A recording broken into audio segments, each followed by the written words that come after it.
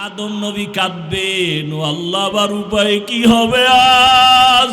মুসা নবী কাঁদবেন, আবার উপায় কি? ঈসা নবী কাঁদবেন, আমার উপায় কি?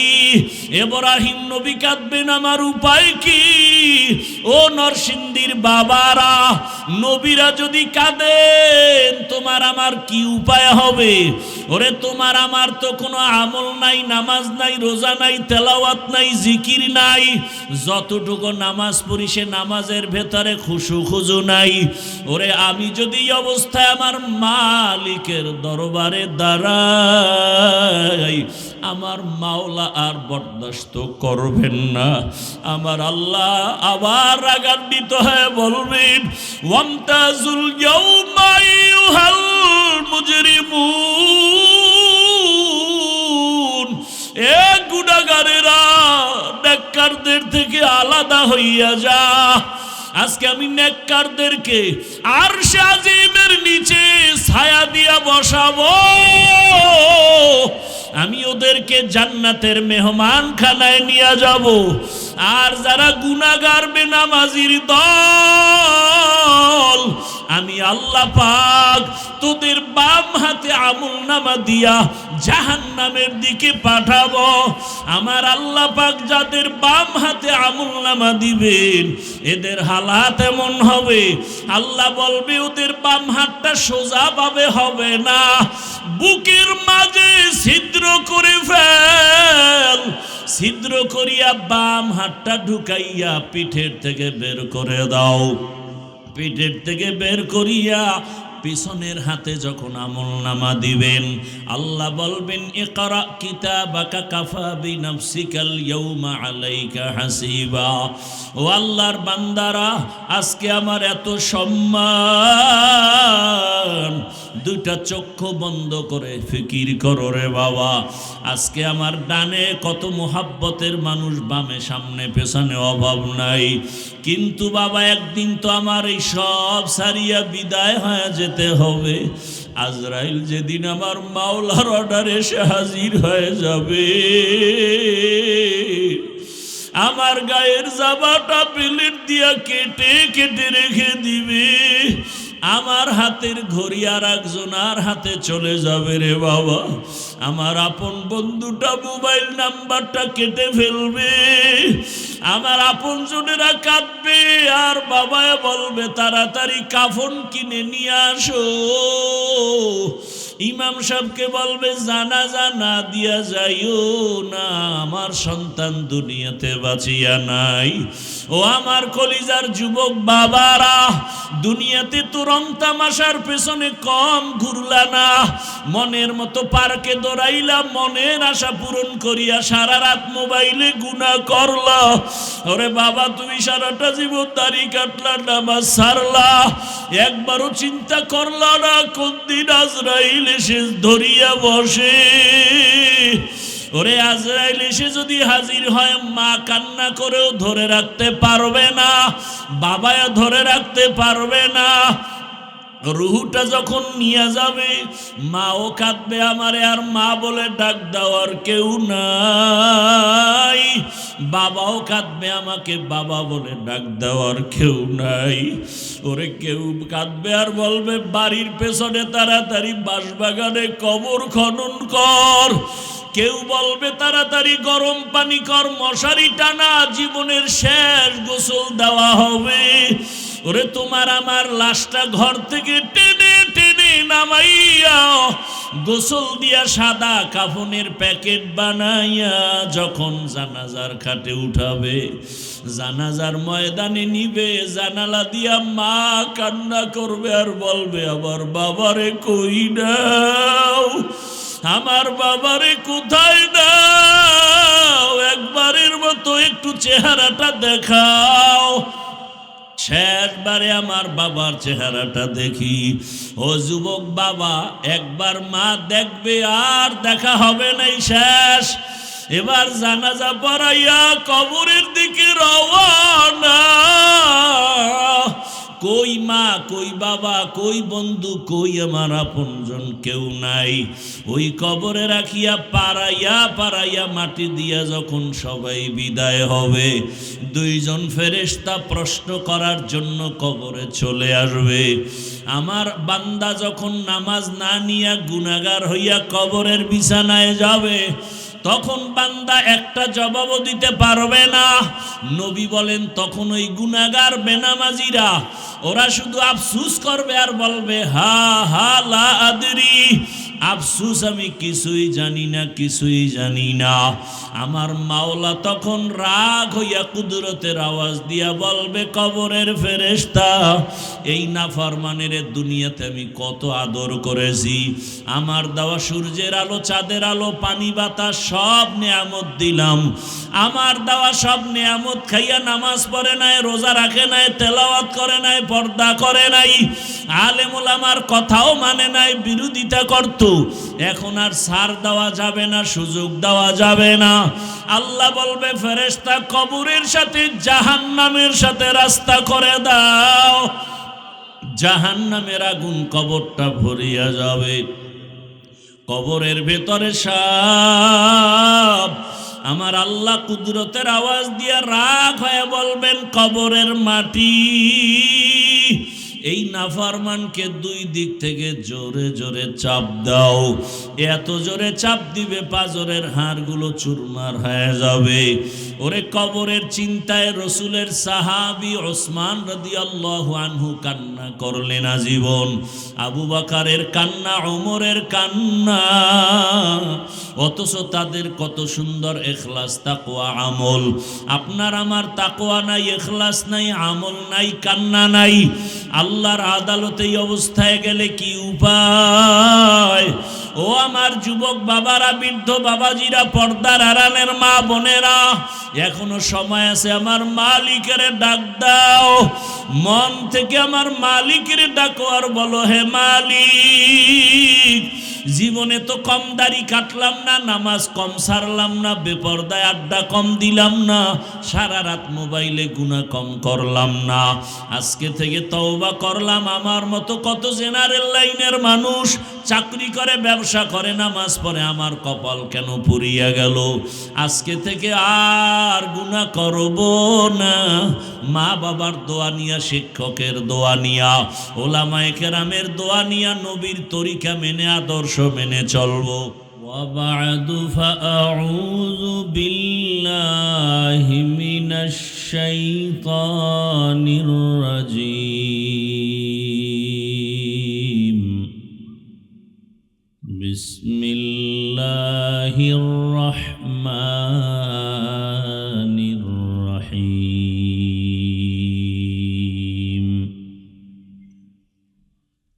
يا أيها الذين آمنوا اتقوا الله.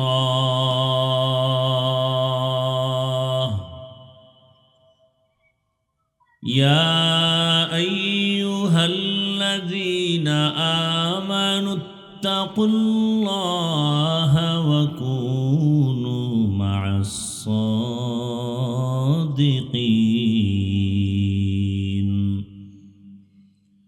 وقال النبي صلى الله عليه وآله وسلم: من تشبه بقوم فهو منهم. صدق الله مولانا العظيم، وصدق رسوله النبي الأمي الكريم، ونحن على ذلك من الشاهدين والشاكرين والذاكرين، والحمد لله رب العالمين. سبحانك لا علم لنا إلا ما علمتنا إنك أنت العليم الحكيم. رب اشرح لي صدري ويسر لي أمري واحلل عقدة من لساني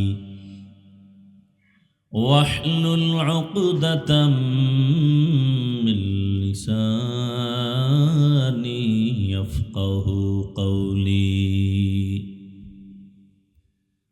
निगाह मुमिन से तू बदल जाती है तकदीर निगाह मुमिन से तू बदल जाती है तकदीर ये बंदा की कुव्वत नहीं कुदरत का इशारा ये बंदा की कुव्वत नहीं कुदरत का इशारा ऐ मर्द खिरद तर्क मासी की ज़रूरत ऐ मर्द खिरद तर्क मासी की ज़रूरत अब सोहबत सालेह की सवा कोई नहीं चारा अब सोहबत सालेह की सवा कोई नहीं चारा मरदूद है पीछे हमें खबर नहीं लेकिन मरदूद है पीछे हमें खबर नहीं लेकिन एक वक्त में हालाक जो अमाल है सारा एक वक्त में हालाक जो अमाल है सारा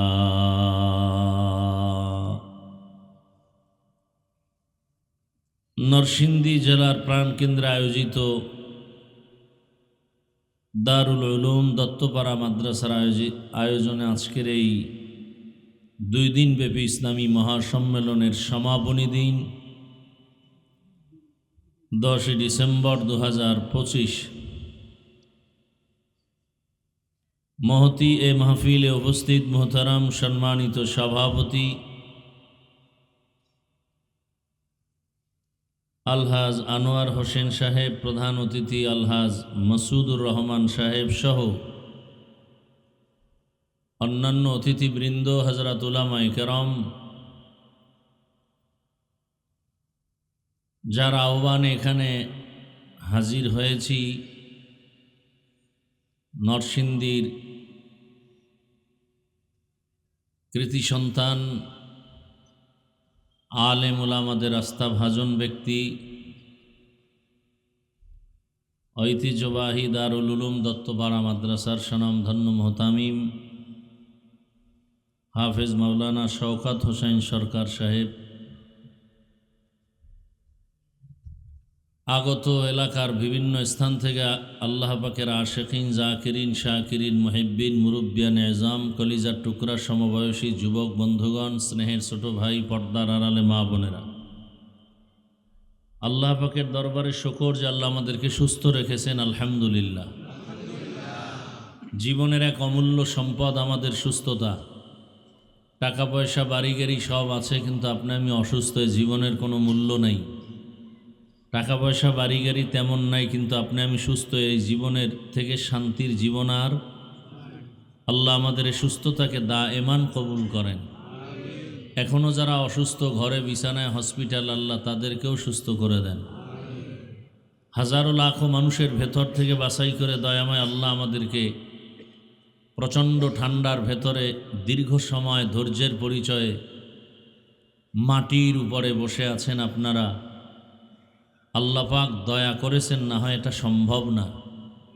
এজন্য আরেকবার সে দয়াময় আল্লাহর শুকর আদায় করি, আলহামদুলিল্লাহ। নবীজি বলেন, আলহামদু আলান নিয়ামতি আমানুল্লি জাওয়ালিহা। নিয়ামতের শুকর আদায় করলেই আল্লাহ নিয়ামত তার উপরে শুকরের বরকতে স্থায়ী করে দেন।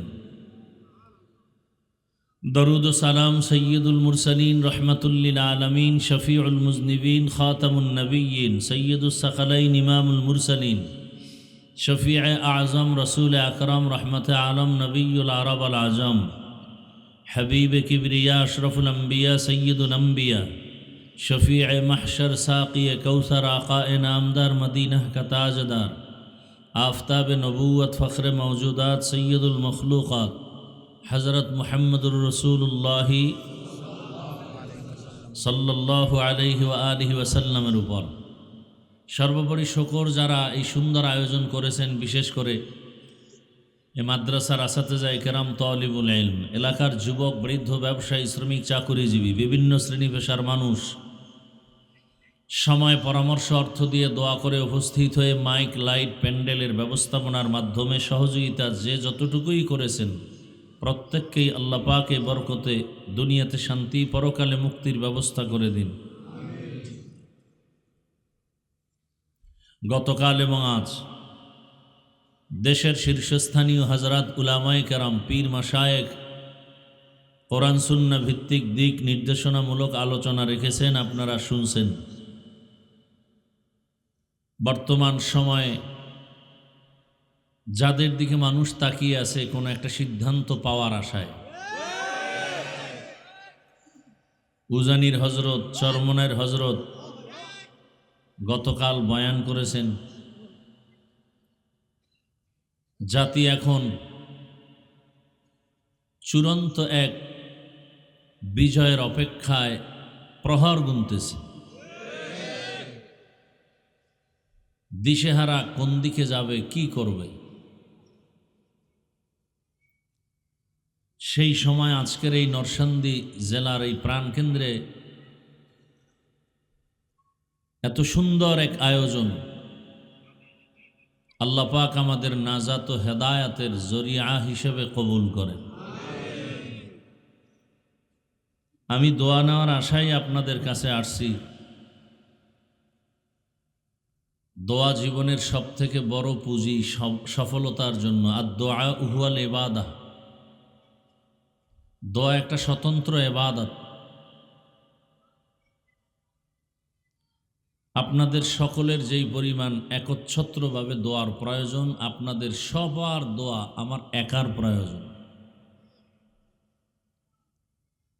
বান্দার নিজ প্রচেষ্টায় যতটুকু অগ্রসর হতে না পারে, দোয়ার মাধ্যমে সীমাহীন জায়গা অতিক্রম করতে পারে, অসম্ভবকে সম্ভব করতে পারে দোয়া। এ মজলিসে অবশ্যই আল্লাহর কিছু প্রিয় বান্দা আছেন যারা কিছু চাইলে আল্লাহ ফিরাই দিবেন না। লাউ আকসামা আলাল্লাহ লা আবাররা। আল্লাহর কিছু প্রিয় বান্দা আছেন এমন যে আল্লাহর কাছে যদি খুব কঠিনভাবে চায়, আল্লাহ তাকে দিয়ে দেন। আর আল্লাহর কাছে চাইলে আল্লাহ দিবেন না তো কাকে দিবেন? আল্লাহর কাছে প্রিয় তো মানুষ, আল্লাহর কাছে আর কোনো প্রাণী প্রিয় নাই। আবার এই মানুষের মধ্যে যারা আল্লাহর গোলামি করে, এরাই তো সব থেকে দামি, সব থেকে প্রিয়। এজন্যই তো রহমতের নবী কার কাছে চাইতেন? নবী বলেন, ইজা সাআলতা ফাসআলিল্লাহ ওয়া ইজা ইসতাআনতা ফাসতাইন বিল্লাহ। চাও তো আল্লাহর কাছে চাও, প্রশ্ন করো তো আল্লাহকে করো। দুনিয়াওয়ালার কাছে চাইলে পাওয়া যাবে না, কারণ সব অভাবী, ফকির। আল্লাহ তো ফকির না, চূড়ান্ত ধনী। বলে কেমন ধনী? বলে প্রশংসিত ধনী। আমরা আল্লাহর কাছে হেদায়াত চাই। আল্লাহ আমাদের সব ভাইকে হেদায়াতের দৌলত দান করেন।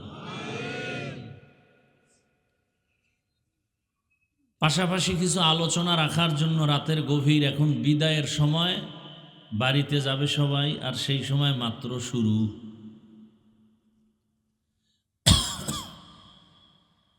আসলে বান্দা চাইলে কিছুই হয় না, আল্লাহ চাইলে সব হয়। আপনারা চেয়েছিলেন 12টার মধ্যে বাড়ি যাবেন, আমিও চেয়েছিলাম, কিন্তু তাকদীরের ফয়সালা।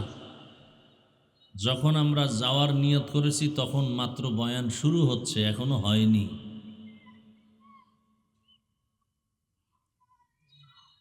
তবে বয়ানটা হওয়া, ওয়াজ যে হয়, ওয়াজ। আমি শুরু করার আগে ভূমিকায় আর 2 মিনিট কথা বলবো প্যান্ডেলকে ঠিক রাখার জন্য। একটা হলো ওয়াজ। ওয়াজ হওয়ার জন্য দুই পুঁজি লাগে, ওই দুই পুঁজি না থাকলে ওয়াজ হয় না, আওয়াজ হয়। বলে আওয়াজ আর ওয়াজ বুঝবো কি করে? বলে আওয়াজে মানুষের শরীর গরম হবে আর ওয়াজে মানুষের কলব গরম হয়ে যাবে। তারপরে কঠিন জিনিস, অনেক কিছু বুঝতে হয়, বুঝানো যায় না। আমরা তো কলবই চিনি না, একজনে বলে কলব নাকি কপালে।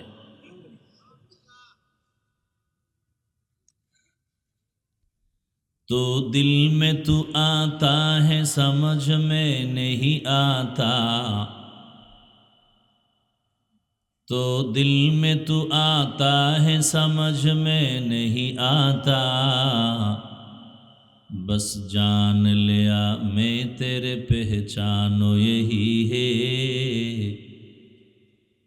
बस जान लिया मैं तेरे पहचानो यही है। আমিও অনেক অসুস্থ, মনে চায় বয়ান করতে কিন্তু শরীর দিতেছে না। পাওয়ারই ঔষধ খেয়ে আসলাম, এক সপ্তাহ বিছানায় ছিলাম, একটা প্রোগ্রামেও যেতে পারিনি। অনেকে জানেন, আপনাদের দোয়া আবার আল্লাহ সুস্থ করে, পরিপূর্ণ না, খুবই অসুস্থ, যেটা বলাটাকে নিজের কাছে খুব ভয় লাগে। কারণ অনেকে স্টেজে উঠে অসুস্থতা প্রকাশ করাটা অনেক সময় অহংকারী মনে হয়। আসলেই অসুস্থ, আমার খুব কষ্ট হইতেছে কথা বলতে। তারপরও আশা করি আপনারা দোয়া করলে কিছু বলার সুযোগ কে দিবেন? আল্লাহ দিবেন। তো ওয়াজ হওয়ার জন্য কয় পুঁজি লাগবে ভাই? দুই পুঁজি, ডাইরেক্ট আল্লাহর রহমত, আর দ্বিতীয় হলো উপস্থিত শ্রোতাদের কলিজা ভাঙ্গা মোহাব্বত। আর ওয়াজ যখন শুরু হবে তখন কলব গরম হবে, আর কলব ওয়ালারা স্থির থাকবে না, অস্থির হয়ে যাবে। কি হয়ে যাবে? দলিল, ইন্নামাল মুমিনুনা আল্লাযীনা ইযা যুকিরাল্লাহু ওয়াজিলাত কুলুবুহুম ওয়া ইযা তুলিয়াত আলাইহিম আয়াতুহু যাদাতুহুম ঈমানা, যাদাতহুম ঈমানা ওয়া আলা রাব্বিহিম ইয়াতাওয়াক্কালুন।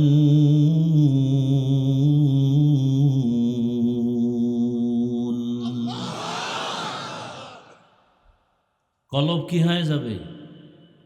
গরম হবে। গরম হলে স্থির না অস্থির? ভূমিকম্প হয়েছে গোরাশাল, আমার বিল্ডিং কাঁপে কেন নারায়ণগঞ্জ?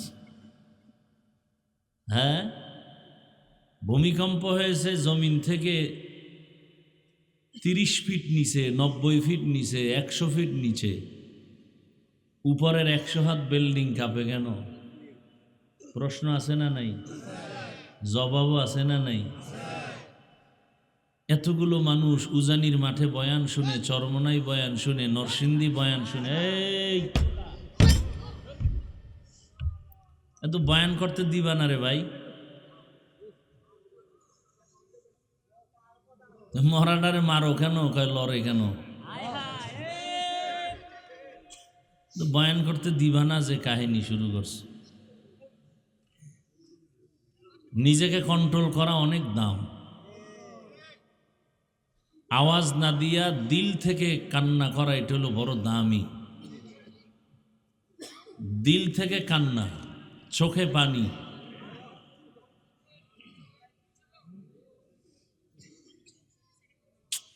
মহা মুসিবত ভাই। আপনারা আওয়াজ কইরেন না,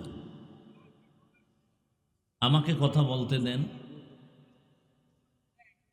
আমি কি মুখস্থ করে আসছি আজকে এখানে কি বয়ান করব? আমাকে বলতে দেন।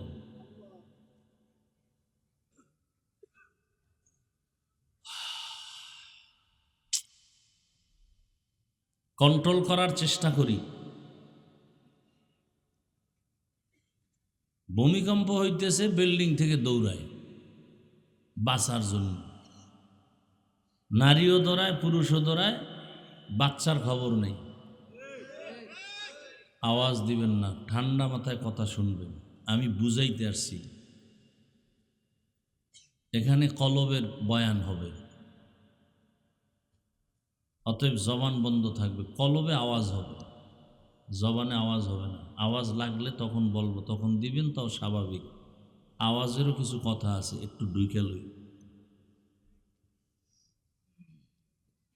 কারণ দেশের যেই পরিস্থিতি, এখন আর চুপ থাকার সময় নেই। দায়িত্ব চেয়ে নেওয়া উচিত না, কিন্তু খুনি ধর্ষকরা যখন উল্টাপাল্টা করবে, তখন আমানতদার চরিত্রবানরা সেখান থেকে দায়িত্ব চেয়ে নেওয়াই শরীয়ত। দেশটাকে নাপাক করে ফেলতেছে,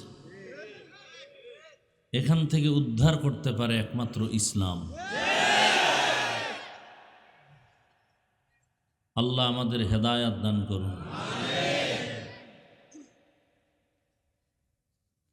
ভূমিকম্প হয় কোথায়? মাটির নিচে, তাও আবার নরসিংদী।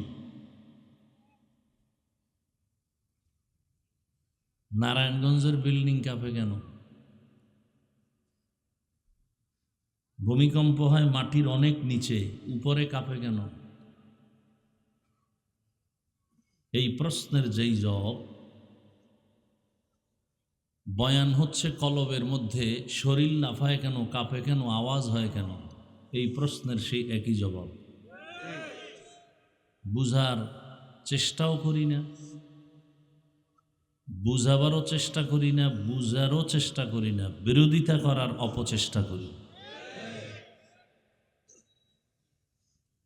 কম্পন হবে কলবে, আর সে জালজালার কম্পনের রিয়াকশনটা চলে আসবে বডির ভেতরে। বড় কঠিন হালাত। আগুন জ্বলবে আর গরম হবে না, এটা হতে পারে না। কথা বুঝেন? বাতি জ্বলবে আর অন্ধকার থাকবে, এটা হতে পারে না। ইসলাম কায়েম হবে আর অশান্তি থাকবে, এটা হতে পারে না।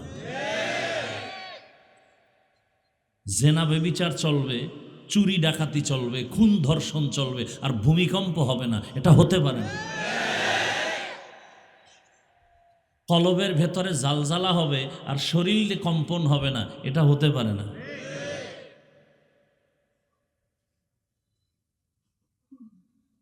আল্লাহ বুঝার তৌফিক দান করেন। সব বয়ানের মূল কথা বুঝ ঠিক করা। বয়ান আপনারা সবাই জানেন, শুধু বুঝ ঠিক নেই। বুঝ ঠিক থাকলে, আমি টুপি পরছি, আপনি যে আল্লাহর গোলাম, আমি সে আল্লাহর গোলাম, আপনি যে নবীর উম্মত, আমি সে নবীর উম্মত, আপনি যে কোরআন মানেন, সে কোরআন আমি মানি, আপনার কালেমা আমার কালেমা, আপনার ধর্ম আমার ধর্ম, সব এক, কাবা এক, দুনিয়াতে আসছি সিস্টেম এক, বিদায়বেলা কাফনের সংখ্যা এক, কালার এক, কবরের সাইজ এক, প্রশ্ন এক। তাহলে আমি টুপি পরছি, আপনাকে টুপি পরেন না কেন? আপনাকে টুপির জন্য আলাদা বয়ান দিতে হবে কেন? আমি দাড়ি রাখছি, আপনি দাড়ি রাখেন না কেন? দাড়ির জন্য আলাদা বয়ান দিতে হবে কেন? দাড়ি কামানো যে গুনাহ, এটা কে না জানে? এখানে জানে। আপনি দাড়ি রাখেন না, বরং আলাদা আপনাকে দাড়ির ফজিলতের বয়ান দিতে হয় কেন? বুঝ ঠিক নেই। কি ঠিক নেই? বুঝটা ঠিক হয়ে গেলে হুজুর না, কলেজের প্রফেসর দাড়ি রেখে দেবে। বুঝ ঠিক হয়ে গেলে র্যাবের চাকরি করেনেওয়ালা র্যাবও দাড়ি রেখে দেবে। আর বুঝ যদি ঠিক না হয়, তাহলে আমার মতো হুজুরও মহিলাগো এক জায়গায় বসাইয়া একসাথে আড্ডা দিবে। আমার বুঝ কি? টুপি দিলেই শান্তি সম্মান। আপনার বুঝ কি? টুপি দিলেই মাথা গরম। আমার বুঝ কি? দাড়ি রাখলেই সম্মান। আপনার বুঝটা কি?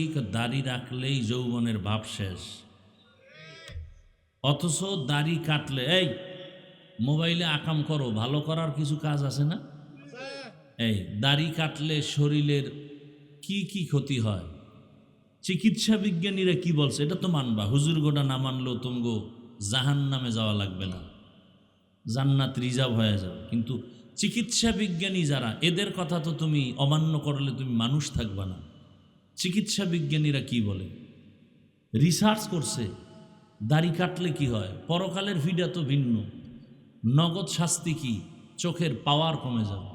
নগদ শাস্তি কি? যৌবন দৌড় দিবে। দাড়ি কামানো বাড়ছে, যৌবনও দৌড় দিছে, হারবাল কোম্পানি ওপেন চ্যালেঞ্জও দেওয়া শুরু করছে। এগুলো কি মাঠে বলার কথা? লজ্জা ফেলায় বলতেছি এই বেহায়া মানুষগুলোকে বুঝাবার জন্য। এরপরও তো লজ্জা হয় না। আল্লাহ হেদায়াত দান করুন। আরো বলবো, এটি সাইরে দিছি। দাড়ি কামানো যেই গুনাহ, দাড়ি ছোট করে রাখা একই গুনাহ। আরো মারাত্মক অপরাধ হলো একজনারও মোনাজাত কখনোই কবুল হবে না, কবুল হবে না, কোনো মোনাজাত কবুল হবে না যতদিন পর্যন্ত দাড়ি রাখার জন্য নিয়ত না করবে। আরো বলবো, যারা দাড়ি কাটে আর ছাটে দোনো দলের 24 ঘন্টার সেকেন্ডে সেকেন্ডে সেকেন্ডে সেকেন্ডে সেকেন্ডে সেকেন্ডে অল টাইম কবিরা গুনাহ, কবিরা গুনাহ, কবিরা গুনাহ। ও ঘুমায় থাকলেও গুনাহ লেখা বন্ধ নেই। বলার দরকার মনে করি না। আল্লাহ যদি বুঝ দেয় তো এক কথায় বুঝ, আর যদি না দেয় তো আমি হাফিজুর রহমান কেন আর মক্কা মদিনার ইমাম কেন? রসুল বুঝাইলেও ওর কপাল খুলবে না। এবার বুঝেন কত বড় নিকৃষ্ট কপাল পোড়া যে রসুলের বয়ানেও হেদায়াতের দরজা খুলে না। এমন কোন নিকৃষ্ট বেঈমানের কথা আপনাদের জানা আছে? যেই রসুলকে দেখলেই পেটের ক্ষুধা থাকে না, যেই রসুলকে মোহাব্বতের নজরে দেখলে জাহান্নামের আগুন হারাম, সেই রসুলকে 13 বছর দেখলো, বয়ান শুনলো, এক দস্তারখানে খাইলো, কালেমা পড়লো না। এরকম কপালওয়ালার নাম জানেন কি নাম? আবু জাহাল। আবু জাহাল, জাহলুন। আবার অন্যদিকে 27 বছরের যুবক তরবারি নিয়ে দৌড়ায়, রসুলকে জবাই করবে।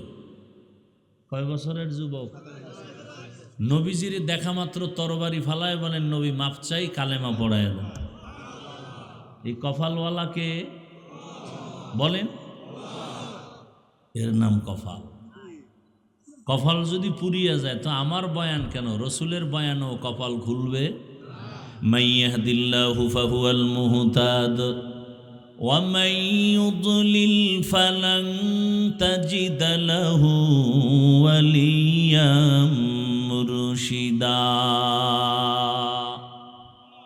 আল্লাহ যাকে হেদায়েত দিবেন সে পেয়ে যাবে। যার কপাল খারাপ আল্লাহ তাকে হেদায়েত দিবেন না, সে হেদায়েত পাবে পরের কথা, হেদায়েত পাওয়ার কোনো মুর্শিদও পাবে না, পথ প্রদর্শক পাবে না। কপাল বড় কঠিন জিনিস। আল্লাহ আমাদেরকে ওমরওয়ালা কপাল দান করেন, নাকি আবু জাহালওয়ালা? ওমরওয়ালা কপাল যাদের, এরা মোনাজাত দিয়া যাবে আর কানবে, আল্লাহ গুনাহ তো কম করি নাই, মাফ করে দাও। কান্নাকাটি করে যাবে, ফজরে মসজিদে হাজির। আর আবু জাহালওয়ালা কপাল যদি দুই একটা পইরা যায় মাঠে, এরা মোনাজাতের আগে আগে যাবে, গিয়ে একটা বেলুন কিনবে, বেলুন, প্লাস্টিকের বেলুন আর একটা প্লাস্টিকের মাছ, এটারে কাঁধে ঝুলায় বাড়ি যাবে। বউ কইব কি পাইছো? আছে কইছে মোনাজাতে বেলুন কবুল হয়ে গেছে। এরকম আশেক নাই? আল্লাহ হেদায়াত দান করেন।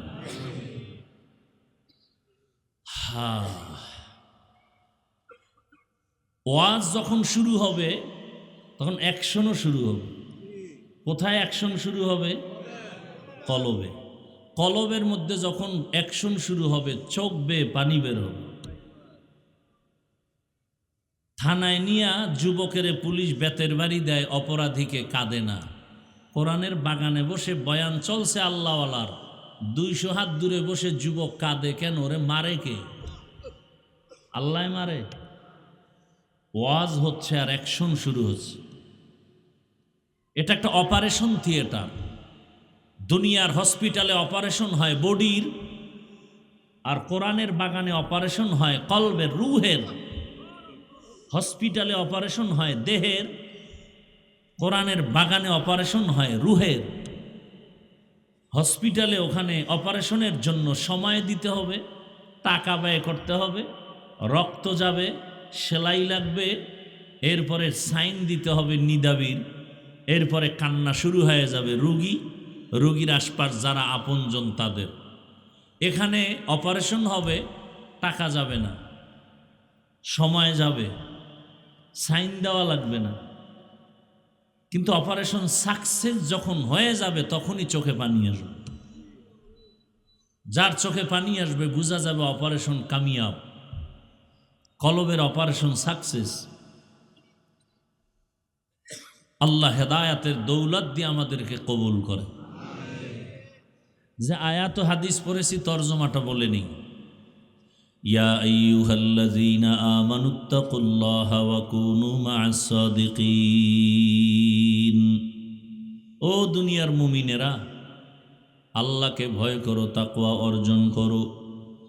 জমিনের মধ্যে যারা আল্লাহর প্রিয় বান্দা সত্যবাদী মুমিন তাদের বন্ধু হয়ে থাকো। নবীজি বলেন, মান তাশাব্বাহা বিকৌমিন ফাহুয়া মিনহুম। যে ব্যক্তি যেই দলের সাথে চলাফেরে তার হাসর হবে। আয়াত হাদিসের তর্জমা শেষ, খুব খেয়াল করবেন। হাদিসের উপরে কয়েক মিনিট কথা। নবীজি বলেন, মান তাশাব্বাহা বিকৌমিন ফাহুয়া মিনহুম। যার সাথে উঠা বসা, ভালোবাসা, মোহাব্বত, কিয়ামতে তার সাথেই উঠা হবে। এটাকে আমরা বাংলায় কেমনে বলি? যার সাথে যার মোহাব্বত তার সাথে তার।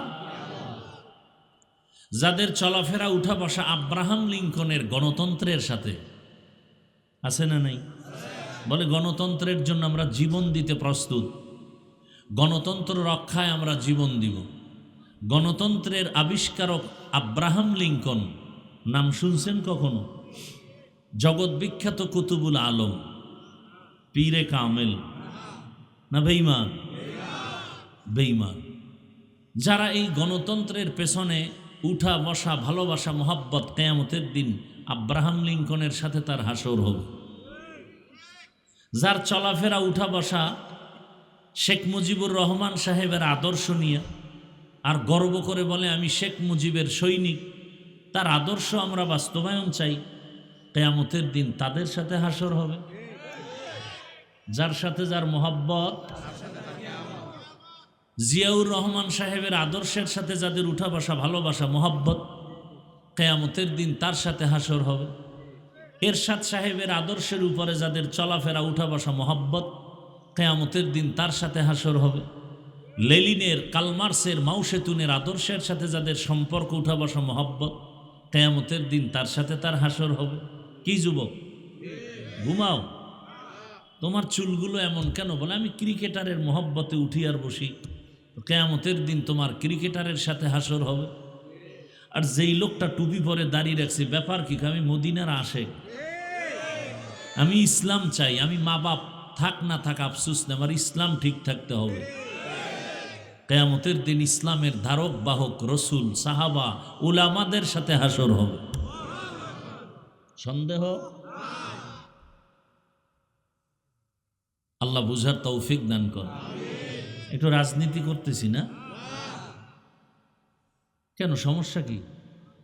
আল্লাহর কোরআনে থাকলে করি, না থাকলে করব না। আমি কোনো ব্যক্তির রাজনীতি করব না। আল্লাহর কোরআনে থাকলে করি। কি?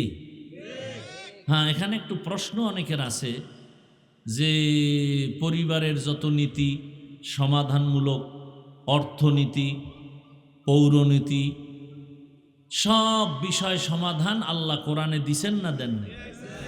তবে আল্লাহ বেশি ব্যস্ত ছিলেন তো, সেই কারণে রাষ্ট্রের নীতি দিতে ভুলে গেছিলেন। হ্যাঁ, তো অনেকে বলেন যে রাজনীতির সাথে ধর্মকে টানবেন না, বলে না? বলে না? রাজনীতির সাথে ধর্মকে মিলাবেন না, টানবেন না। আরে ভাই, আমাদের ধর্ম ইসলাম আর রাজনীতি আলাদা ছিল কবে? হ্যাঁ, বরং আমাদের ইসলাম যা, রাষ্ট্রনীতি তা। ইসলাম ছাড়া আমাদের কোনো নীতি নেই। সমাজনীতি, পরিবার নীতি, সব নীতি, সব ইসলামের নীতি। কথা বলেন না কেন? একেবারে একটার সাথে আর একটা লাগানো। বলে কেমন? বলে সূর্যের সাথে আলোটা যেমন লাগানো, ফুলের সাথে ঘ্রাণটা যেমন লাগানো, আমাদের পরিবার নীতির সাথে ইসলাম লাগানো, অর্থনীতির সাথে ইসলাম লাগানো। অর্থনীতি মানে ইসলাম, কি বলেন? রাজনীতির সাথে ইসলাম লাগানো। যদি মনে করেন না ফুল থেকে ঘ্রাণ আলাদা হলে ওই ফুল যেমন ফুল থাকে না, ঠিক আমাদের রাষ্ট্রনীতি রাজনীতির থেকে ইসলামকে আলাদা করলে এটা রাজনীতি থাকে না, দুর্নীতি হয়ে যায়। মানুষের জীবনের কল্যাণের একমাত্র নীতি ইসলামের নীতি। কমপ্লিট নাকি দুর্বল? আমি দুর্বল ইসলাম মানি না, দুর্বল কোরআন মানি না। আপনারা মানলে মানতে পারেন। আমি এমন কোরআন মানি, এমন ইসলাম মানি যেটা পারফেক্ট এবং পাওয়ারফুল, যেটা আসা মাত্র পরিবারে শান্তি, ব্যক্তিতে শান্তি, সমাজে শান্তি, ব্যবসায় শান্তি, অর্থনীতিতে শান্তি। এক কথায় শান্তির একমাত্র ঠিকানার নাম ইসলাম। মানেন আর না মানেন, তবে লিখে রাখেন, যতদিন পর্যন্ত জমিনে ইসলাম কায়েম হবে না ততদিন পর্যন্ত জমিনে চাপাবাজের আওয়াজ হবে, শান্তি কপালে আসবে না। সম্ভব না, কোনোভাবেই সম্ভব না। ইসলাম মানতে সমস্যাটা কি আপনাদের বলেন? নামাজের ইমামতি মানছেন না আলেমরে? কি ইমানের পরেই নামাজ? একজন আলেমের পিছনে নামাজ পড়তে বাধা? বিবাহের সময় ইমাম মানছেন কারে? আলেম। বাধা? সেখানে বাধা নাই। সংসদে আলেম গেলে বাধা কেন? রাষ্ট্রের ইমাম মানতে আলেমকে ইমাম মানতে বাধা কেন? হ্যাঁ, আলেমরা পারবে না কিছু না? আপনারা কি পারছেন? আপনারা কি পারছেন? বাবার সামনে মেয়েকে উলঙ্গ করে ধর্ষণ করতে পেরেছেন। স্বামীর সামনে তার স্ত্রীকে উলঙ্গ করে ধর্ষণ করতে পেরেছেন। আপনারা কি পেরেছেন? ব্যবসায়ীর দোকানে লুটপাট করতে পেরেছেন। কোনোদিন এটা আলেমের দ্বারা সম্ভব? কোনোদিন সম্ভব না, কল্পনাই করা যায় না। বরং ইসলাম আসলে এই পুরা বাংলাদেশ হবে বেহেশতের বাগান। হিন্দু শান্তিতে থাকবে, খ্রিস্টান শান্তিতে থাকবে, ইহুদি শান্তিতে থাকবে, সমস্ত গরিবরা হবে ধনী।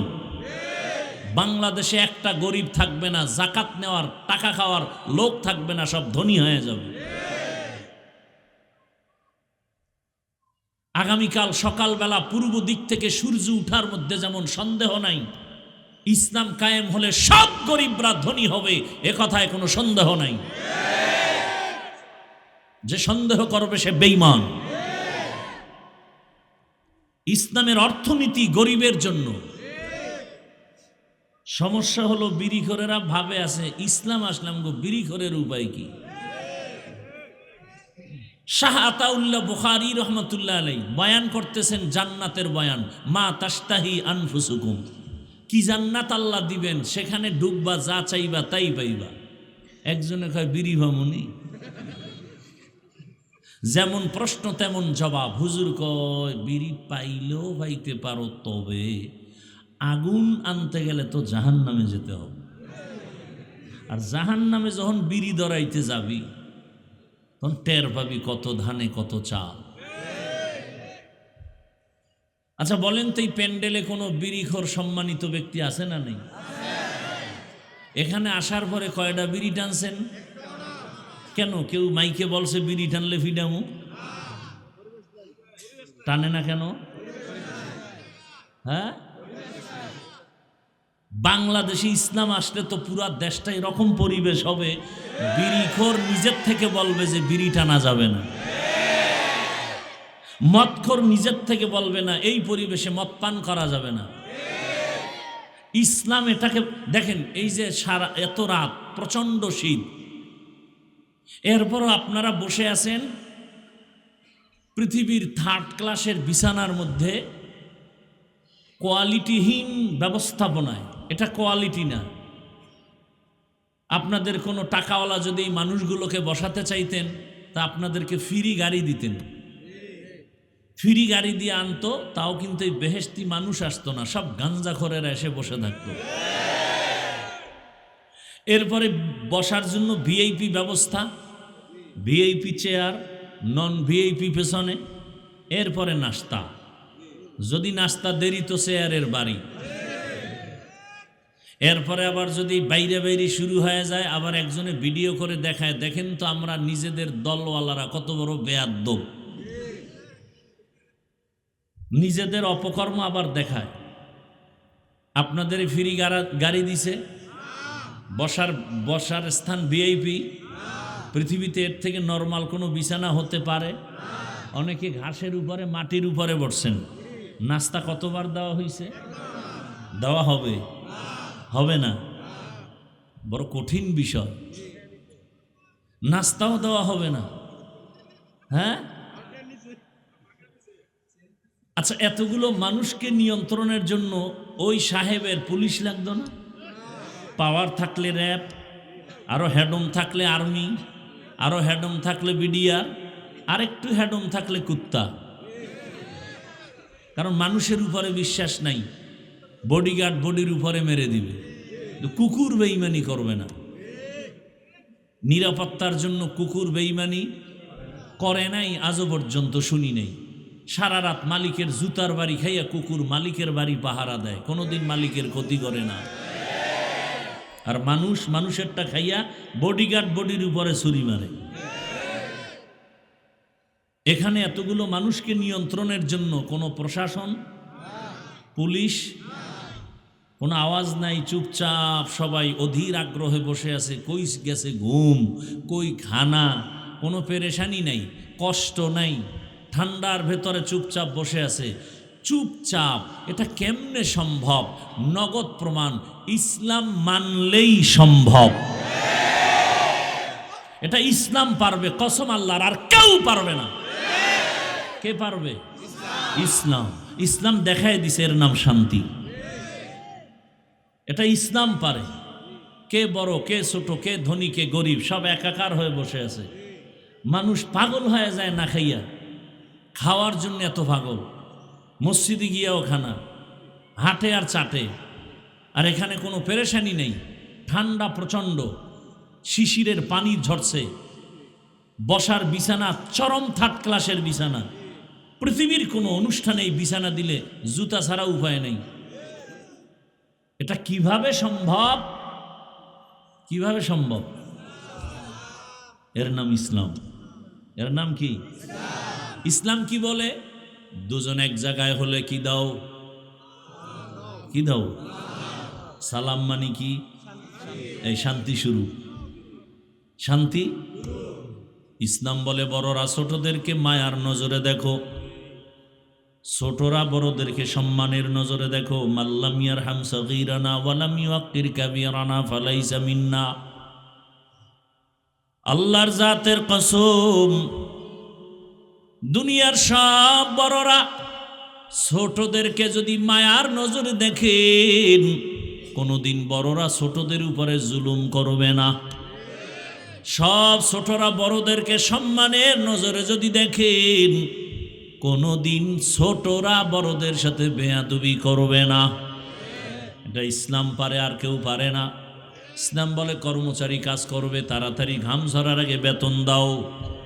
কর্মচারীর বেতন যদি আগে দিয়ে দেন, কোনোদিন কর্মচারী কাজে ফাঁকি দিবে না। আর যদি বেতন নাই রাখেন, তাহলে কাজে ফাঁকি দিয়ে মোবাইল চালাবে।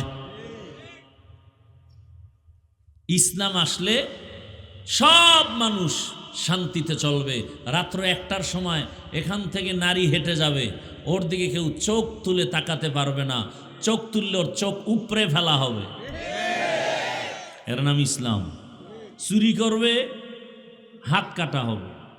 একজনে কয় ইসলাম আসলে উপায় নাই, হাত কাটবে। এদেশে হাত আর থাকবে না। সৌদি আরবে কি হাতওয়ালা মানুষ নেই? আরে ভাই, এক চোরের হাত কাটবে বাইতুল মুকাররমে ঘোষণা দিয়া। এক চোরের হাত কাটলে পুরা দেশ ঠান্ডা হয়ে যাবে। এর নাম ইসলাম। আর কোনোদিন মা ধর্ষিতা হবে না, বোন ধর্ষিতা হবে না, শিশু ধর্ষিতা হবে না, হিন্দু নিরাপত্তাহীনতায় ভুগবে না, ব্যবসায়ী চান্দাবাজি ধান্দাবাজির পেরেশানিতে ভুগবে না। কখন এটা হবে? ইসলাম আসলে। কথা ঠিক না? হ্যাঁ, তবে এখানে একটা ফাঁক আছে। ফাঁক কি? আপনি ইসলাম রাজনীতি ইসলামেরটা করেন না, আপনার সাথে কোনো ঝগড়া নাই, খুব খেয়াল করবেন। কিন্তু যদি বলেন আমি ইসলামের রাজনীতি পছন্দ করি না, তাহলে আর আপনার সাথে কোনো আপোষ নেই। এখানে বহু লোক আছে নামাজ ঠিক মতো পড়ে না, কিন্তু সে মুমিন। যদি বলে নামাজ পছন্দ করি না, সাথে সাথে বেঈমান। দাড়ি রাখেন না, আপনি মুমিন, কিন্তু যদি বলেন দাড়ি পছন্দ করি না, বেঈমান। পর্দা করেন না, আপনি মুমিন, আপনাকে বুঝাবো। যদি বলেন পর্দার বিধান পছন্দ করি না, বেঈমান। কথা ঠিক না? ইসলামী রাজনীতি আপনি যদি না করেন, কোনো ঝগড়া নাই। যদি বলেন পছন্দ করি না, আপনার সাথে কোনো আপোষ নাই। সুলাইমান পয়গম্বর গোটা দুনিয়া পরিচালনা করেন নাই, ঘটনা কোরআনে নাই। ইউসুফ নবী মিশরের অর্থমন্ত্রী হয়ে পরিচালনা করেন নাই, ঘটনা কোরআনে নাই। তো কেন বলেন নাই? বলেন কেন? এটা ওয়াজের প্যান্ডেল না রাজনীতির প্যান্ডেল? এখানে দাঁড়ায় যদি রাজনীতির ভোট চাইতে পারে, আমরা কোরআন দিয়া রাষ্ট্রনীতির বয়ান করলে বাধা কেন? শিয়ালের হাতে মুরগি আমানত, শিয়ালের হাতে মুরগি আমানত। আগামী শুক্রবার যদি কোনো খতিব সাহেব নরসিংদী এলাকায় আমার এই কথাগুলো রিপিট করে, আর যদি মনে করে যে হাফিজ সাহেবের মতো একটু পিক আপ নেই, কি হবে বলেন তো? কমিটি বলবে 1 মাসের জন্য অব্যাহতি দিলাম, ছুটি। বলে কারণ, বলে শিয়ালের হাতে মুরগি। শিয়ালের হাতে মুরগি দিলে 2 দিন পরে আমানত পাবেন? 1 দিন পরে? শিয়ালের হাতে মুরগি দিলে যা হয়, ধর্মের চাবি, মাদ্রাসার চাবি, মসজিদের চাবি সুদখোর, ঘুষখোর আর খুনি ধর্ষকের হাতে দিলে তো তাই হবে। আল্লাহ হেদায়েত দান করুন। আমি কিন্তু কোনো দলের পক্ষে বিপক্ষে বলি না, কারণ আমি কোনো দলের দায়িত্বে নাই। আমি যা বয়ান করতেছি, টোটাল বয়ান আমার একটা মাঝখানে জিনিস আমি রাখতেছি, আমার কলিজার মূল ইসলাম। আমার জীবনের মূল কি? আমি ইসলামকে ঠিক রেখে কথা বলতেছি, ভুল বুঝবেন না, উল্টাপাল্টা মন্তব্য করবেন না। আমার জীবনের মূল ইসলাম, আমার ইসলাম ঠিক, সব ঠিক। কি বলেন? আচ্ছা, বাবার সাথে তর্ক হয় কিনা সন্তানের? হয়। তার মানে হলো বাবারে কেউ অপমান করলে আমি সেই রাগে কিছু বলবো না। যুবক, একটা ওয়াদা করাতে চাই, খুব খেয়াল করো। তুমি বাবার সাথে তর্ক করেছো, হঠাৎ করে তোমার সামনে তোমার বাবাকে যদি অপমানজনক কথা বলে, তুমি চুপ করে দোয়া ইনুস পড়বা না প্রতিবাদ করবা? কলারটা ধরে বলবা, এই বেয়াদব, বাবার সাথে তর্ক করি ঠিক, কিন্তু বাবার অপমান করবি, মেনে নিব না। কথা ঠিক?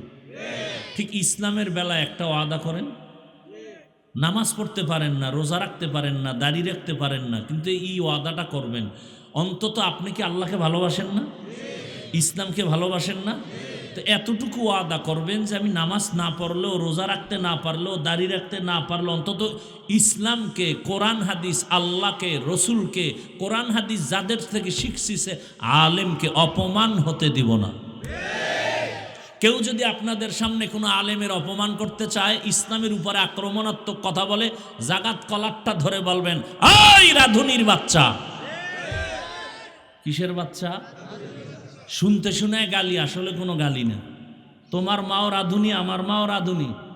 কথা বলেন, সবার মা রাধুনি না? রাধুনির বাচ্চা, এটা গালি? শুনতে মনে হয় গালি। কলারটা ধরে বলবা, এই রাধুনির বাচ্চা। আমি দাড়ি রাখতে পারি না, নামাজ পড়তে পারি না, কিন্তু আমি আল্লাহকে ভালোবাসি। আমার আল্লাহ, আমার ইসলাম, আমার কোরআন, আমার রসুল, আমার ওলামা, এদের ব্যাপারে কথা বললে চামড়াটা তুলে ফেলবো। ভয় পাইতেছে? এমনও ভয় পা? জুলাই স্বাধীন করলেন কি? কি আজীব না? একটু ভয় আছে। যদি ভয় নাই, না, একটু তো ভয় লাগে যদি আবার পাথর মারে, যদি আমার সন্তানকে গুম করে, যদি এমনটাই হয় তা আমি মনে করি জুলাই স্বাধীন কমপ্লিটলি সাকসেস নয়। যেই সফলতা নিয়ে আশা করে স্বাধীন হয়েছে সে সফলতা আসেনি, আসছে। যদি এসেই থাকে, স্বামীর সামনে স্ত্রীকে ধর্ষণ করা হলো কেন ভোলায়, বাবার সামনে মেয়েকে ধর্ষণ করা হলো কেন বগুড়ায়, বোঝা গেল স্বাধীন কামিয়াব হয়নি। নতুন করে প্রস্তুতি নাও, আর একটা স্বাধীন করতে হবে, চূড়ান্ত সফলতার স্বাধীন। যেই স্বাধীন হলে মা নিরাপদে থাকবে, বোন নিরাপদে থাকবে, স্কুল নিরাপদ, কলেজ নিরাপদ, হিন্দু নিরাপদ, খ্রিস্টান নিরাপদ, ব্যবসায়ী নিরাপদ, চাকরিজীবী নিরাপদ, আলেম নিরাপদ, ছাত্র নিরাপদ।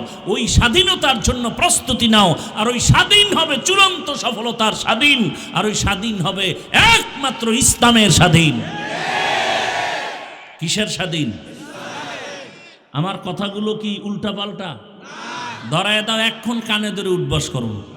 কোন দলের পক্ষে বিপক্ষে বলেছি? আমার মূল কথার মূল কি? ইসলাম। আমি ইসলামের পক্ষে বলতেছি, আমার রসুলের পক্ষে বলতেছি, আমার আল্লাহর পক্ষে বলতেছি, আমার কোরআনের পক্ষে বলতেছি। আচ্ছা, 20 বছর মাদ্রাসায় পড়ছি, কয় বছর? আরো বেশি পড়া যায়, পড়ছি কত? 20 বছর। এখন তো আরো শর্টেও পড়া যায়।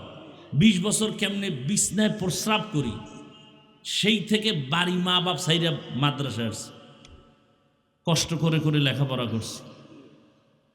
কি কষ্ট এটা বিবরণ দিতে গেলে চোখে পানি চলে আসে। এখন তো একটা জামা পরছি, কালকে আর এটা পরবো না। এক গেঞ্জি আজকে পরছি, কালকে গেঞ্জি আর গায়ে আসবে না। টুপি প্রতিদিন একটা, রুমাল প্রতিদিন একটা, লঙ্গি প্রতিদিন একটা। আর সেই সময়ের এক জামা 150 টাকায় কিনা 2.5 বছর পরছি। এক লঙ্গি ছিঁড়ে গেছে, সেলাই করে পড়ছি। ভাত খাইছি বোর্ডিংয়ে, 2 বার ভাত দিত, আদা বাটি, সকাল 10টায় আর আসরের পরে। তরকারি কি? পাতলা ডাইল।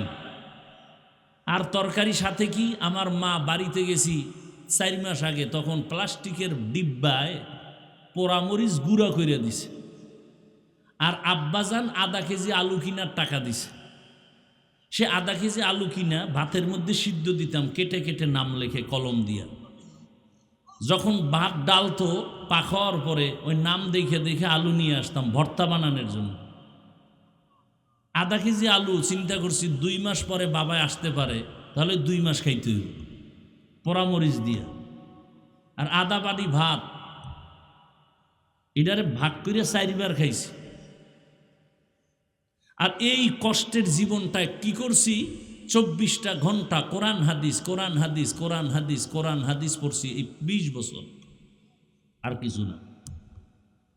কতটা অক্ষর, কতটা নক্তা আছে, জের আছে, জবর আছে, কোরআনের লফজ কয়টা, কতটা বাক্য আছে, কতটা সূরা আছে, নামাজের আয়াত কয়টা, রোজার আয়াত কয়টা, জিকিরের আয়াত কয়টা, পর্দার আয়াত কয়টা, জাকাতের আয়াত কয়টা, রাষ্ট্রনীতির আয়াত কয়টা, পরিবার নীতির আয়াত কয়টা, অর্থনীতির আয়াত কয়টা, আয়াতের ব্যাখ্যা কি, তাফসির কি, ফতোয়া কি, মাসআলা কি, পড়তে পড়তে পড়তে পড়তে পড়তে পড়তে জীবন শেষের দিকে ময়দানে ওই কথাই বলতেছি। এত গবেষণা করে কোরআনের আয়াত সংখ্যা সব কিছু পড়ে এই ময়দানে নামছি। এখন কোন সুক্ষর বেয়াদব যদি বলে বয়ানটা এমন করেন, কি পরিমাণ জুতা দিয়ে ওকে বাড়ি দেওয়া দরকার।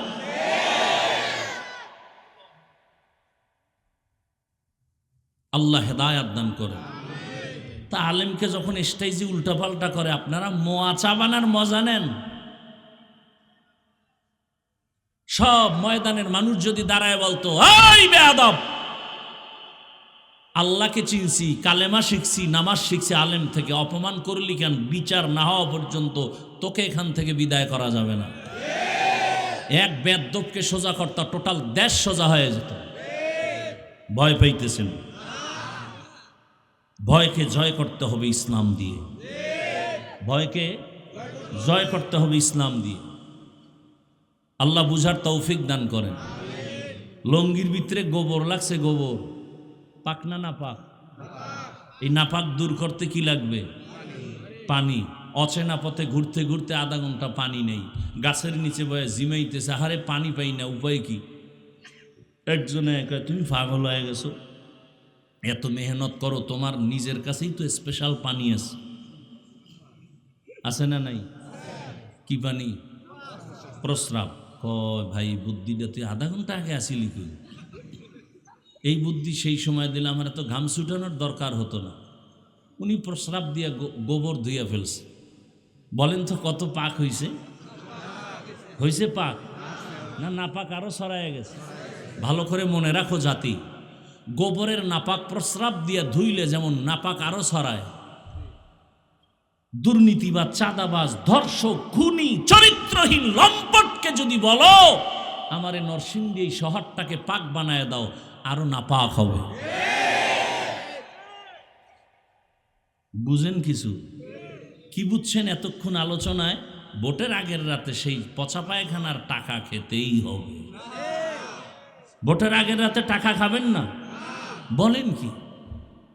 সেই রাতেরই তো বরকতের টাকা খাবেন আর ইজ্জত বিক্রি করবেন। এরপরে দেখবেন একসময় আপনার মাইয়ের উপরে হামলা। কিও কয় ভোটের আগে না তোর মাইয়ার ইজ্জত কিনে নিছি।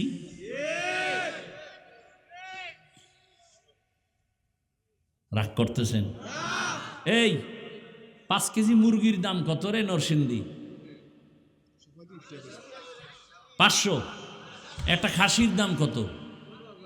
মোটামুটি ভালো খাসি একটা গরুর দাম কত? কথা বলে না। আর একটা গরু 1 লাখ। উটের দাম আরো বেশি।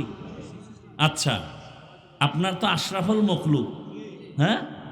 আপনার দাম কি গরুর মতো, ছাগলের মতো, মুরগির মতো? তা আপনি 500 টাকায় বিক্রি হলেন কেন ভোটের আগের রাতে? ওই নিমক হারাম জাতি, টাকায় তো গরু বিক্রি হয়, পশু বিক্রি হয়, আশরাফুল মখলুক তো বিক্রি হতে পারে না। এরপরও যারা বেলাজা বেহায়া, না আমার বিক্রি হতেই হবে, অন্তত আশরাফুল মখলুক হিসাবে গরু আর ছাগলের দামে বিক্রি হয় না। যদি হতেই চাও তাহলে বলো আমারে কিনতে হলে 1 কোটি লাগবে। বিক্রি হতে হলে আমি আশরাফুল মখলুক হিসাবেই বিক্রি হই। কয় কোটি লাগবে? ছাগলের দামে বিক্রি হও, পশুর দামে বিক্রি হও, মানুষ তো কখনো বিক্রি হতে পারে না।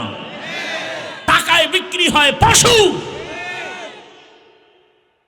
এত নির্লজ্জ কেন?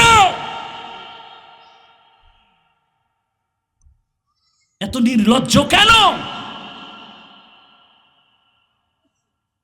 আল্লাহ হেদায়েত দান করুন। খুব রাগ আছে অন্তরে, খুব রাগ। আল্লাহ সবাইকে মাফ করে দিন।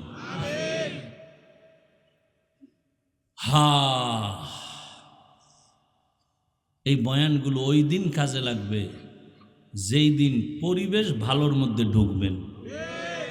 বাসে লেখা আছে ধূমপান নিষেধ, আছে না নাই? কেউ করে না? ড্রাইভারও বিড়ি টানে, হেল্পারও কন্ট্রাক্টরে টাকা না থাকলে ধার করে টানে। আমি বাধা দিলে ধোঁয়াটা আমারে মারে। আর আমার বাবার টাকায় পায়খানা খাই, তোমার কি?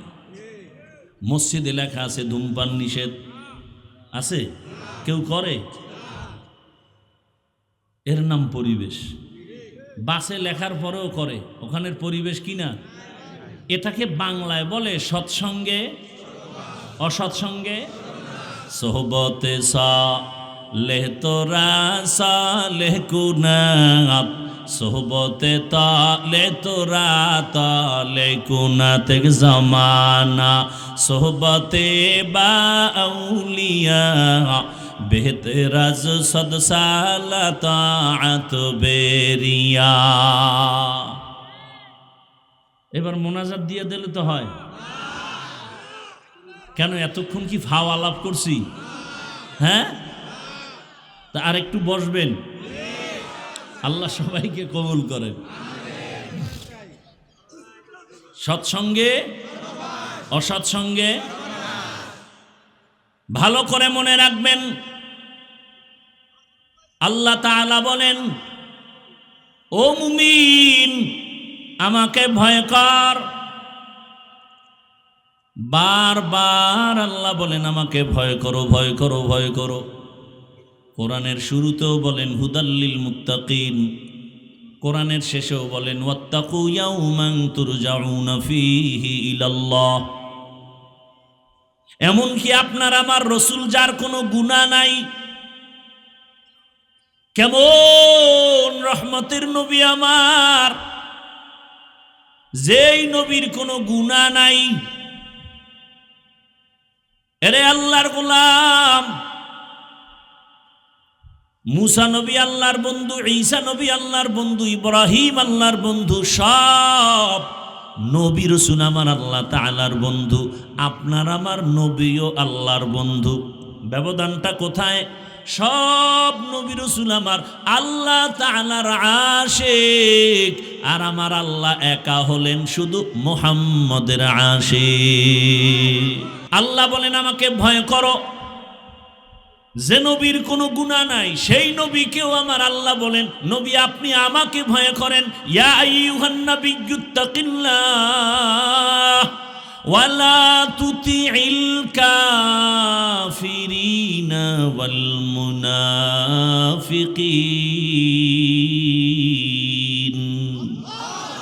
হে নবী আপনি আমাকে ভয় করেন, কাফের মুনাফিকের অনুগত্য করবেন না, অনুসরণ করবেন না। কারণ কাফের মুনাফিক মুসলমানের চূড়ান্ত বন্ধু না দুশমন? ভাইরা আমার, তাহলে এত ভয় করতে কেন আল্লাহ বলেন? এই ভয়ের নাম তাকওয়া, এই ভয়ের নাম খাশিয়া, এই ভয়ের নাম খাউফ। ওয়া আম্মা মান খাফা মাকামা রাব্বিহি ওয়া নাহান নাফসা আনিল হাওয়া ফাইন্নাল জান্নাতা হিয়াল মাওয়া। হর কে দারত खौफ हक़दार दिल मदाम जन्नतुल मअवा देहद उ राम काम जुज़बा हक़ ची ज़े मखाज़ इंसो जा फज़ले उआ मस्ते दर जुमला जहाँ। खौफुन मानियो भय, खशियतुन मानियो भय। ইন্নামা ইয়াখশাল্লাহ মিন ইবাদিহিল উলামা। দুনিয়াতে আল্লাহর বান্দাদের মধ্যে উলামা, তারা আল্লাহকে তুলনামূলক বেশি ভয় করবেন। ভয় করার মানে কি?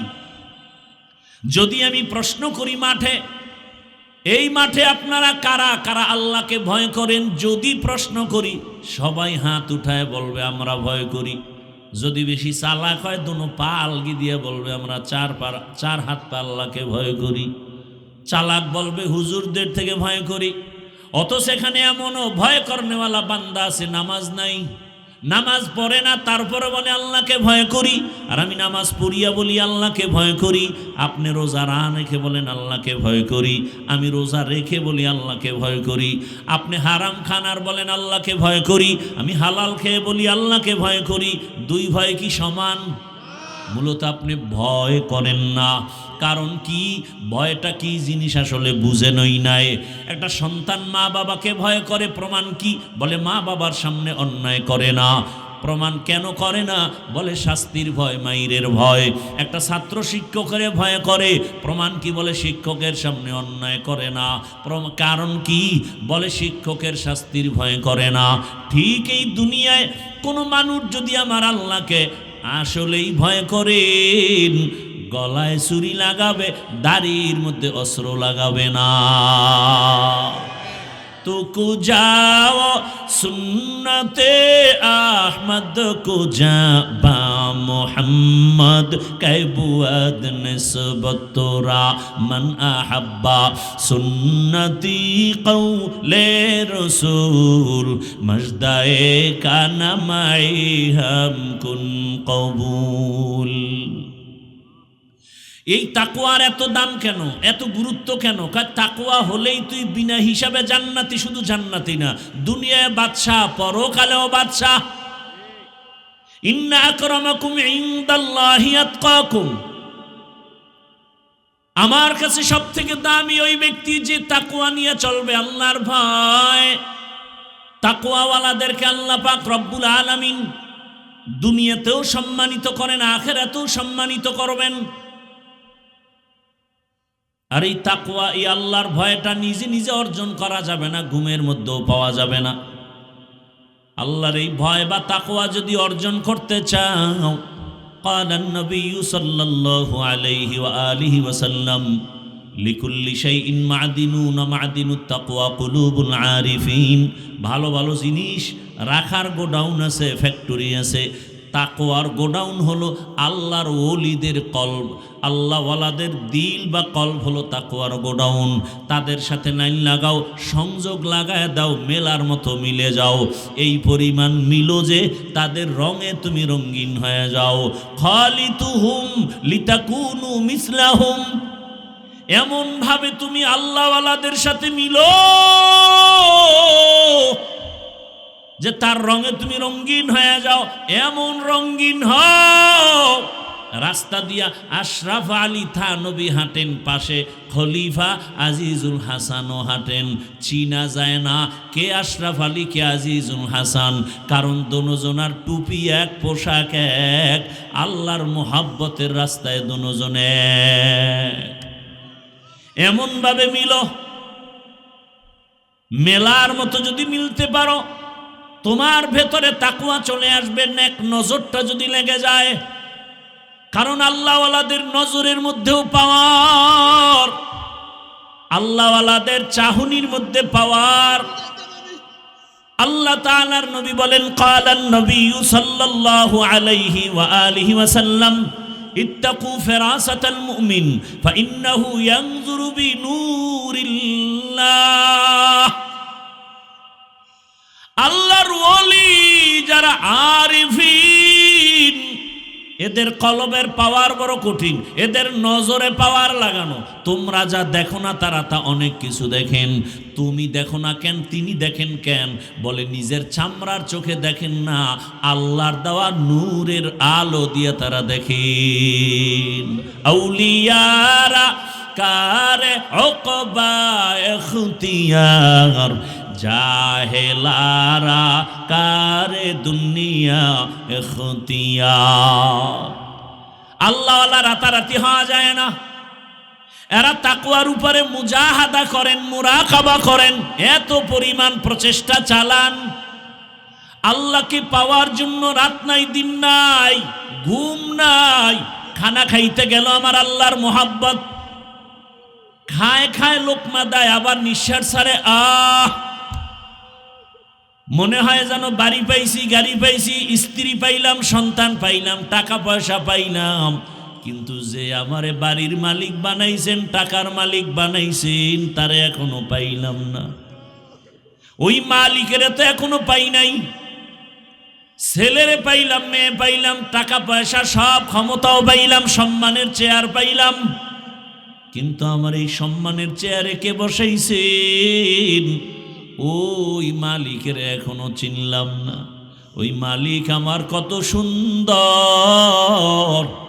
বান্দা ভাবতে ভাবতে ভাবতে ভাবতে এমন একটা হালাত তৈরি হয়, তেরা আয়না আলমে রঙ্গ বু হে, তেরা আয়না আলমে রঙ্গ বু হে, जिधर दिखता हो उधर तू ही तू है।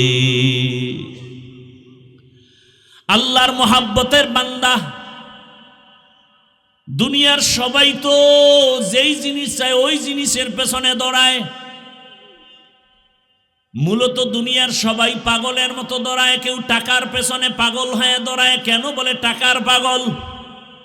কেউ ক্ষমতার পেছনে দৌড়ায়, এত দৌড়ায়, খানার মধ্যেও মন নাই, ক্ষমতা কারণে ক্ষমতার পাগল। আর দুনিয়াতে একদল মানুষ এই ক্ষমতার পেছনে দৌড়ায় না, টাকার পেছনে দৌড়ায় না, নারীর পেছনে গাড়ির পেছনে দৌড়ায় না। এই বান্দা মনে মনে জানি কারে খুঁজে আর দৌড়ায়। ও কেউরে খুঁজে না, ও খুঁজে আমার মালিক। আমার মালিকের তো এখনো পাইলাম না। এত সুন্দর চেহারা যিনি আমারে বানাইছেন, আবার আপনার বানানো চেহারাটা এত সুন্দর, বানানো বানানেওয়ালা তিনি না জানি আরো কত সুন্দর। আরে আমার একটা কণ্ঠ দান করেছেন এত সুন্দর, যিনি কণ্ঠ দান করেছেন তিনি না জানি আরো কত সুন্দর। বান্দা এগুলো ভাবে আর মনে মনে তালাশ করে, ওই আসল সুন্দর মালিকের যদি পাইতাম। আসমান এত সুন্দর, বানানেওয়ালা মালিক জানি আরো কত সুন্দর। জমিনটা এত সুন্দর, বানানেওয়ালা মালিক জানি আরো কত সুন্দর। ওরে আল্লাহর আশেক যারা, মালিকের পাগল যারা, ওরা খানা খায় ঠিক কিন্তু মনটা মালিকের দিকেই ব্যাকুল হয়ে থাকে। ওরা ঘুমায় ঠিক কিন্তু ঘুমের মাঝেও মালিকের ব্যাকুল পারা হয়ে থাকে। ওরা খানা খায় কিন্তু মনের ভিতরে আগুন জ্বলে, আমার মালিক আমার আল্লাহকে কখন আমি পাই। দুনিয়ার সব পেয়েছি কিন্তু এখন আমি আমার মালিকরে এখনো পেলাম না। ওরে টাকাও থাকবে না, আজ আমি যেই টাকার পেছনে দৌড়াই, গাড়ির পেছনে দৌড়াই, বাড়ির পেছনে দৌড়াই, এগুলো একদিন শেষ হয়ে যাবে। কত বাড়িওয়ালা বাড়ি রেখে জঙ্গলে দৌড়ায়, কত টাকাওয়ালা টাকা রেখে এখন ফকির হয়ে গেল। কতজনে মা বাবা আপনজন, অনেকে মা বাবা হারায় ফেললো। যে কেউ সন্তানের পাগল, হঠাৎ সন্তান ওই ভূমিকম্পে মরে গেল, কিন্তু ওগুলোর পিছনে দৌড়ায়া কি লাভ? এখনো খালি, এক সময় হয়ে যাবে খালি। কিন্তু আসল মালিকের যদি আপন বানাইতে পারো, আমার আল্লাহ বলবেন বান্দা এক সময় তোর আপন ছিলাম, এখনো আপন। আয় বান্দা, তুই কবরে যখন আসবি, আমি মাওলা তোর কবরকে জান্নাত বানায় দিব। তুই যদি এখন এই দুনিয়ার রং তামাশায় পড়িয়া আমি আল্লাহকে ভুলিয়া না যাও, কঠিন কবরে জাহান্নামের আগুন, ওই কঠিন সময়ও আমি আল্লাহ তোমাকে ভুলবো না। কিয়ামতের ময়দানে মানুষগুলো সব উলঙ্গ দাঁড়াবে, এমন হালাত হবে, নারীরাও উলঙ্গ, পুরুষেরাও উলঙ্গ, এমন কঠিন হালাত। সূর্যটা নিচে এসে এমন তাপ দেওয়া শুরু করবে, মাটির জমিনটা তামা হয়ে যাবে। জাহান্নামের চিৎকারের আওয়াজ, এমন কঠিন আওয়াজ, হাসরের ময়দানটা থরথর করে কেঁপে উঠবে।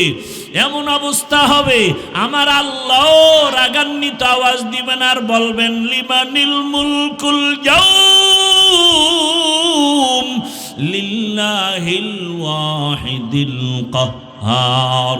এমন এক অবস্থা হবে হাসরের মাঠে, রহমতের নবী কান্না করেন ওই হাসরের মাঠে। এই পরিস্থিতিতে নবীদের কোনো গুনাহ নাই, তারাও কান্নায় বিভোর হয়ে যাবেন। আদম নবী কাঁদবেন, ও আল্লাহ আবার উপায় কি হবে আজ। মূসা নবী কাঁদবেন, আবার উপায় কি। ঈসা নবী কাঁদবেন, আমার উপায় কি। ইব্রাহিম নবী কাঁদবেন, আমার উপায় কি। ও নরসিংদীর বাবারা, নবীরা যদি কাঁদেন, তোমার আমার কি উপায় হবে? ওরে তোমার আমার তো কোনো আমল নাই, নামাজ নাই, রোজা নাই, তেলাওয়াত নাই, জিকির নাই। যতটুকু নামাজ পড়ি সে নামাজের ভেতরে খুশু খুজু নাই। ওরে আমি যদি এই অবস্থায় আমার মালিকের দরবারে দাঁড়াই, আমার মাওলা আর বরদাস্ত করবেন না। আমার আল্লাহ আবার রাগান্বিত হয়ে বলবেন ওয়ামতাজুল ইয়াউমা আইয়ুহাল মুজরিমুন,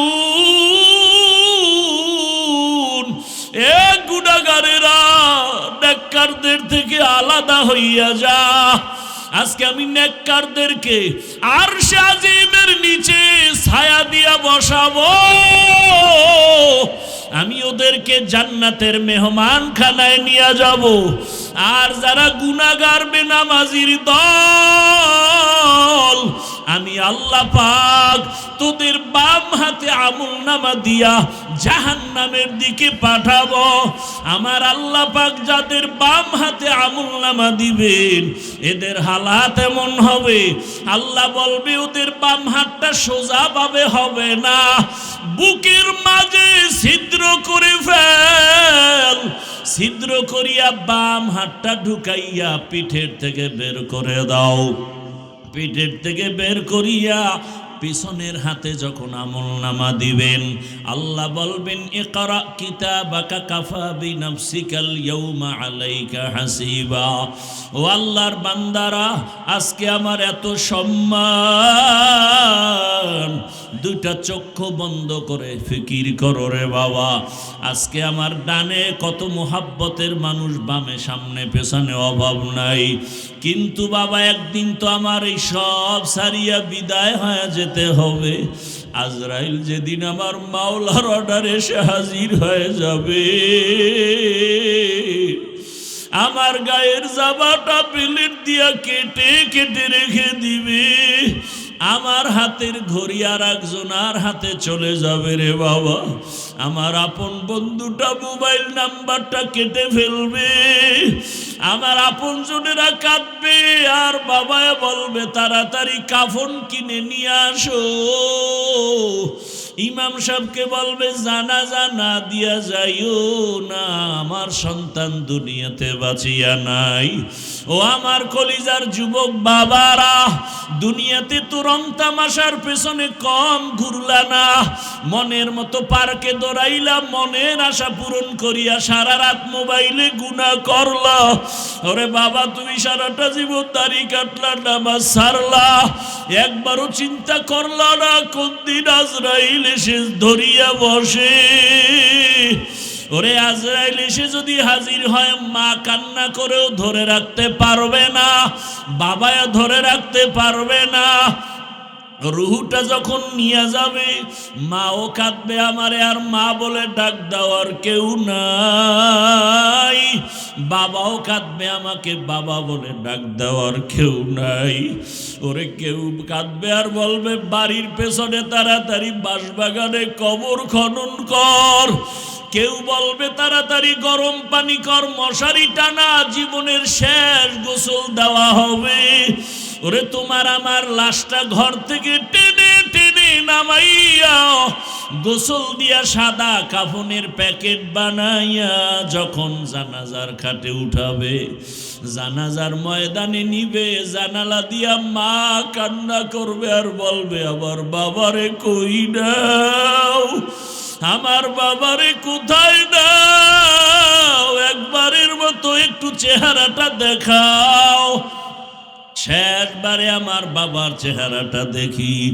ও যুবক বাবা, একবার মা দেখবে আর দেখা হবে নাই, শেষ। এবার জানাজা পড়াইয়া কবরের দিকে রওয়ানা। কই মা, কই বাবা, কই বন্ধু, কই আমার আপনজন, কেউ নাই। ওই কবরে রাখিয়া পাড়াইয়া পাড়াইয়া মাটি দিয়া যখন সবাই বিদায় হবে, দুইজন ফেরেশতা প্রশ্ন করার জন্য কবরে চলে আসবে। আমার বান্দা যখন নামাজ না নিয়া গুনাহগার হইয়া কবরের বিছানায় যাবে, তখন বান্দা একটা জবাবও দিতে পারবে না। নবী বলেন তখন ওই গুনাহগার বেনামাজিরা ওরা শুধু আফসুস করবে আর বলবে হা হা লা আদরি, আফসুস আমি কিছুই জানি না, কিছুই জানি না। আমার মাওলা তখন রাগ হইয়া কুদরতের আওয়াজ দিয়া বলবে কবরের ফেরেশতা, এই নাফরমানের দুনিয়াতে আমি কত আদর করেছি, আমার দেওয়া সূর্যের আলো, চাঁদের আলো, পানি বাতাস সব নেয়ামত দিলাম, আমার দেওয়া সব নেয়ামত খাইয়া নামাজ পড়ে নাই, রোজা রাখে নাই, তেলাওয়াত করে নাই, পর্দা করে নাই, আলেম ওলামার কথাও মানে নাই, বিরোধিতা করত। এখন আর ছাড় দেওয়া যাবে না, সুযোগ দেওয়া যাবে না। আল্লাহ বলবে ফেরেশতা কবরের সাথে জাহান্নামের সাথে রাস্তা করে দাও, জাহান্নামের আগুন কবরটা ভরিয়া যাবে। কবরের ভেতরে সাপ। আমার আল্লাহ কুদরতের আওয়াজ দিয়ে রাগ হয়ে বলবেন কবরের মাটি, এই নাফরমানকে দুই দিক থেকে জোরে জোরে চাপ দাও। এত জোরে চাপ দিবে পাঁজরের হাড়গুলো চুরমার হয়ে যাবে। ওরে কবরের চিন্তায় রসুলের সাহাবী ওসমান রাদিয়াল্লাহু আনহু কান্না করলেন আজীবন, আবু বকরের কান্না, ওমরের কান্না, অথচ তাদের কত সুন্দর ইখলাস তাকওয়া আমল। আপনার আমার তাকওয়া নাই, ইখলাস নাই, আমল নাই, কান্না নাই, আল্লাহর আদালতে এই অবস্থায় গেলে কি উপায়? ও আমার যুবক বাবারা, বৃদ্ধ বাবাজিরা, পর্দার আড়ালের মা বোনেরা, এখনো সময় আছে। আমার মালিকের ডাক দাও, মন থেকে আমার মালিকের ডাকো আর বলো, হে মালিক, জীবনে তো কম দাড়ি কাটলাম না, নামাজ কম সারলাম না, বেপরদায় আড্ডা কম দিলাম না, সারা রাত মোবাইলে গুনাহ কম করলাম না, আজকে থেকে তওবা করলাম। আমার মতো কত জেনারেল লাইনের মানুষ চাকরি করে, ব্যবসা করে, নামাজ পড়ে, আমার কপাল কেন পুড়িয়া গেল? আজকে থেকে আর গুনাহ করব না। মা বাবার দোয়া নিয়া, শিক্ষকের দোয়া নিয়া, ওলামায়ে কেরামের দোয়া নিয়া, নবীর তরিকা মেনে, আদর্শ মেনে চলবো, ওলামায়ে কেরামের দোয়া নিয়া চলবো, পরামর্শ নিয়া চলবো, আর কোরআন হাদিস ইসলামের বিপক্ষে যাব না। ও আল্লাহর বান্দারা, তওবা করার মতো যদি করতে পারো, আল্লাহ পাক দয়ার দরজা খুলিয়া দিবেন। যদি তওবার নিয়ত অন্তরে থাকে, মুনাফিকি না থাকে, খাঁটি তওবার নিয়তে দুটো হাত আল্লাহকে দেখায় দাও। আয় আল্লাহ, আমাদের তওবা কবুল করে নেন, হাতগুলো কবুল করে নেন, তওবার উপরে মজবুত হইয়া চলার তৌফিক আমাদের দান করেন, আমিন। আলহামদুলিল্লাহি রাব্বিল আলামিন, والصلاة والسلام على سيد الأنبياء والمرسلين وعلى آله وأصحابه أجمعين يا أرحم الراحمين يا أرحم الراحمين يا أرحم الراحمين رب ارحمهما كما ربياني صغيرا رب ارحمهما كما ربياني صغيرا اللهم إنك عفو كريم اللهم إنك عفو كريم تحب العفو فاعف عنا اللهم إنا نسألك رضاك والجنة ونعوذ بك من سخطك والنار اللهم إنا نعوذ بك من البرص والجنون والجذام وسيء الأسقام اللهم ارحمني بترك المعاصي اللهم ارحمني بترك المعاصي اللهم ارحمني بترك المعاصي اللهم إنا نسألك علما نافعا ورزقا واسعا وشفاء من كل داء ও দয়ার মালিক, কুদরতের নজর দিয়া তাকায় দেখেন, এই গভীর রাত বাড়িওয়ালাদের সব দরজাগুলো বন্ধ, মায়ের রুমের দরজা, ভাইয়ের রুমের দরজা সবগুলো বন্ধ হয়ে গেছে। ও আল্লাহ, আপনার রহমতের দরজা খোলা, আমরা এই গভীর রাতে আপনার কুদরতের দরজায় হাজির। আয় আল্লাহ, নফসের ধোকায় গুনাহ করেছি, আমার মা বাবা আপনজনেরা কেউ জানে না আমি কত বড় গুনাহগার। ও আল্লাহ, আপনি তো জানেন আমার মতো গুনাহগার কেউ নাই। এই চেয়ারে বসিয়া কথা বলার কোনো যোগ্যতা নাই, গুনার কারণে আমার হাত না পাক, আমার চোখ না পাক, আমার জিহ্বা না পাক, আমার অন্তর না পাক। ও আল্লাহ, এবার লজ্জিত হইয়া তওবার নিয়তে আসছি আপনার কুদরতের দরওয়াজায়। আর গুনাহ করব না রে আল্লাহ, আর নামাজ ছাড়ব না, বেপরদায় চলব না, আর দাড়ি কাটব না।